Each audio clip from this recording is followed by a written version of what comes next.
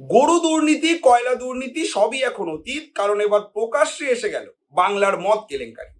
আর সেই মদ কেলেঙ্কারির সাথে নাম জড়িয়ে গেল বাংলার যুবরাজ অভিষেক বন্দ্যোপাধ্যায়।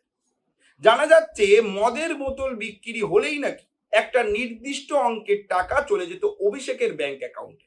ভাবতে পারছে? কিন্তু প্রশ্ন হলো, কবে থেকে এই মদের কেলেঙ্কারি শুরু হলো? কিভাবেই বা এই মদের কেলেঙ্কারি শুরু হলো বাংলার বুকে? কারা কারা ছিলেন এর পিছনে? কত টাকার কেলেঙ্কারি?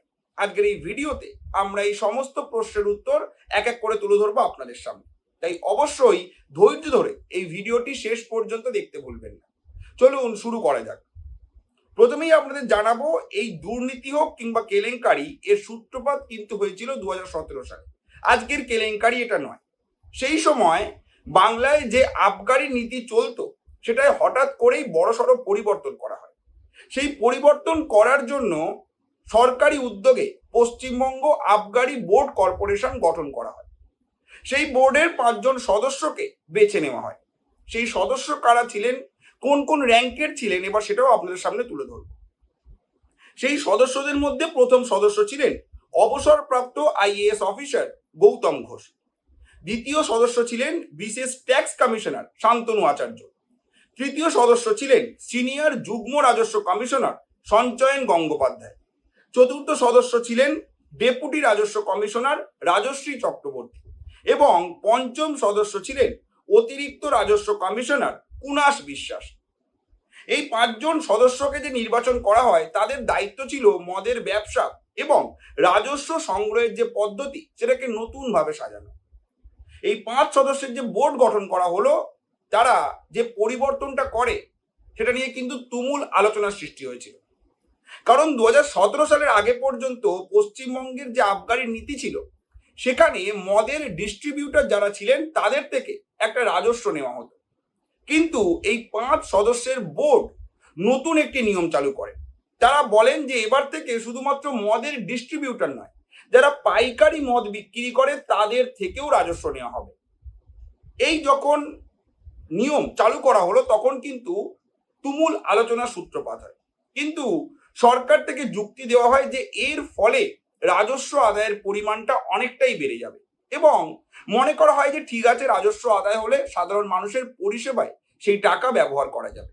কিন্তু সেই টাকা যে সংগ্রহ করা শুরু হলো, সেখান থেকেই কিন্তু শুরু হয়ে যায় দুর্নীতি। এবার আপনাদের জানাবো কি অভিযোগ উঠেছে। অভিযোগ উঠেছে এই যে ব্যবস্থা করা হয়, তার আড়ালে নাকি তৈরি হয়েছিল কোটি কোটি টাকার এক অস্বচ্ছ অর্থনৈতিক চক্র। জানা যাচ্ছে যে কিছু ব্যবসায়ী এবং শিল্পগোষ্ঠী দাবি করেছে সরকারি যে রাজস্ব, তার বাইরেও অতিরিক্ত টাকা আদায় করা হতো। আর সেই টাকা নাকি শেষ পর্যন্ত রাজনৈতিক প্রভাবশালী ব্যক্তিদের কাছে পৌঁছে যেত। এই অভিযোগের তীর সরাসরি গিয়েছে অভিষেক বন্দ্যোপাধ্যায়ের দিকে। এছাড়াও আরো এক ব্যক্তির নাম প্রকাশ্যে এসছে এবং তিনি হলেন স্বঘোষিত পুষ্পা জাহাঙ্গীর খান। জানা গিয়েছে যে তিনি নাকি এই গোটা ব্যবস্থার গুরুত্বপূর্ণ ব্যক্তি ছিলেন। এবার জানাবো কোন কোন অভিযোগ করা হয়েছে। প্রথম অভিযোগ, মদের ব্যবসার সঙ্গে যুক্ত বিভিন্ন সংস্থাকে নির্দিষ্ট ব্যক্তিদের নির্দেশ মেনে চলতে হতো।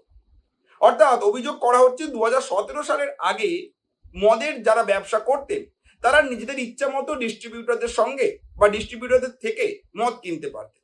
কিন্তু 2017 সালের পর থেকে বিভিন্ন লোক বা বিভিন্ন প্রভাবশালী ব্যক্তি যে সমস্ত ডিস্ট্রিবিউটরদের কথা বলতেন, তাদের থেকেই মদ কিনতে হতো। আর এখানেই কিন্তু সব থেকে বড় অভিযোগটা উঠে এসেছে। অর্থাৎ কেউ যদি সরকারি কোনো ব্যক্তিকে, কিংবা ধরে নেওয়া যাক অভিষেক বন্দ্যোপাধ্যায়কে, কোনো ডিস্ট্রিবিউটর বললো যে আপনাকে আমি এত টাকা দেব, আপনি পাইকারি ব্যবসায়ীদের বলুন আমার থেকে মদ কিনতে, সেটাই কিন্তু করতে হতো। অর্থাৎ নিজের ইচ্ছা মতো ডিস্ট্রিবিউটরদের থেকে কিন্তু মদ কিনতে পারতো না। এটা গেল প্রথম অভিযোগ।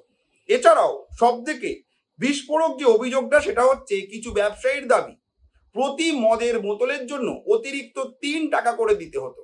অঙ্কটা খুব ছোট মনে হতে পারে যে মাত্র 3 টাকা প্রতি মদের বোতল পিছু, কিন্তু আপনি একটা হিসাব করে দেখুন যে আপনার এলাকায় কতগুলো মদ দোকান আছে, সেই মদ দোকান থেকে কতগুলো বোতল বিক্রি হয়। প্রতি বোতল পিছু যদি 3 টাকা করে হয়, তাহলে একটা জেলায় কতগুলো মদ দোকান আছে, একটা রাজ্যে কতগুলো মদ দোকান আছে। হিসাবটা করলে কিন্তু ছোট ছোট অঙ্ক করে প্রায় কয়েকশো কোটি টাকায় দাঁড়িয়ে যায় প্রতি বছর। এবার আপনাদের জানাবো যে 2017 সালের একটা দুর্নীতি শুরু হয়েছিল, সেটা 2026 সালে অর্থাৎ 9 বছর পর কি করে প্রকাশ্যে এলো। জানা যাচ্ছে আইএফবি অ্যাগ্রো ইন্ডাস্ট্রিজ লিমিটেড সম্প্রতি সরকার বদলের পর আবগারি কমিশনারের কাছে একটি চিঠি পাঠিয়েছে। সেই চিঠিতে তারা তুলে ধরেছে একটা অভিযোগ। সেই অভিযোগ হলো অতিরিক্ত অর্থ আদায় করা হচ্ছে এবং সেই বিষয়টির তদন্ত করা উচিত। চিঠিতে আরো বলা হয়েছে নতুন সরকার ক্ষমতায় আসার পরে তারা আশা করছে এই ধরনের কার্যকলাপ বন্ধ হবে। এই চিঠি এখন রাজনৈতিক মহলে নতুন করে আলোড়ন তৈরি করেছে। অর্থাৎ আপনাদের সামনে তুলে ধরলাম যে কিভাবে আমাদের বাংলায় মদের কেলেঙ্কারি চলছিল। আমরা আগে দেখিয়েছি যে তৃণমূল সরকার বোধহয় কোনো কিছুই বাদ দেয়নি। শিক্ষকদের চাকরি থেকে শুরু করে গরু, কয়লা, এমনকি লক্ষ্মীর ভাণ্ডারের টাকাতেও তারা কিন্তু কাটমানি তুলেছে, তারা কিন্তু নিজেদের পকেট ভর্তি করেছে। এবার সেই তালিকায় জুড়ে গেল মদের নাম। এবার প্রশ্ন হচ্ছে বাংলার রাজনীতিতে কয়লা, বালি, শিক্ষক নিয়োগ একাধিক বিতর্কের পর এই বিতর্কের যে অভিযোগ সেটা কি প্রমাণ হবে? কারণ এখনো পর্যন্ত কিন্তু এই নিয়ে অভিষেক বন্দ্যোপাধ্যায়ের বিরুদ্ধে কোনো রকমের কোনো প্রমাণ পাওয়া যায়নি, কিংবা তার বিরুদ্ধে এখনো পর্যন্ত কোনো অভিযোগ দায়ের হয়নি। এগুলো শুধুমাত্র শোনা গিয়েছে, রিপোর্ট করা হয়েছে, কিন্তু এখনো পর্যন্ত এই নিয়ে পুলিশের কাছে কোনো ধরনের কোনো এফআইআর দায়ের হয়নি, কোনো ধরনের কোনো অভিযোগ দায়ের হয়নি। জানাও যায়নি মোট কত টাকার দুর্নীতি। তবে আমরা জানি যে গতকাল অর্থাৎ 8ই জুন গ্রেফতার করা হয়েছে জাহাঙ্গীর খানকে।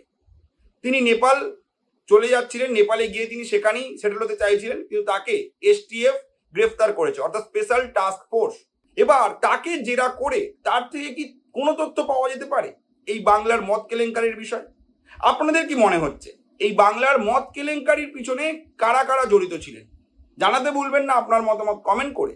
আর যদি আপনারা এরকমই ভিডিও আমাদের এই চ্যানেলে দেখতে চান তাহলে অবশ্যই ফলো এবং সাবস্ক্রাইব করতে ভুলবেন না আমাদের এই চ্যানেলটিকে। ধন্যবাদ।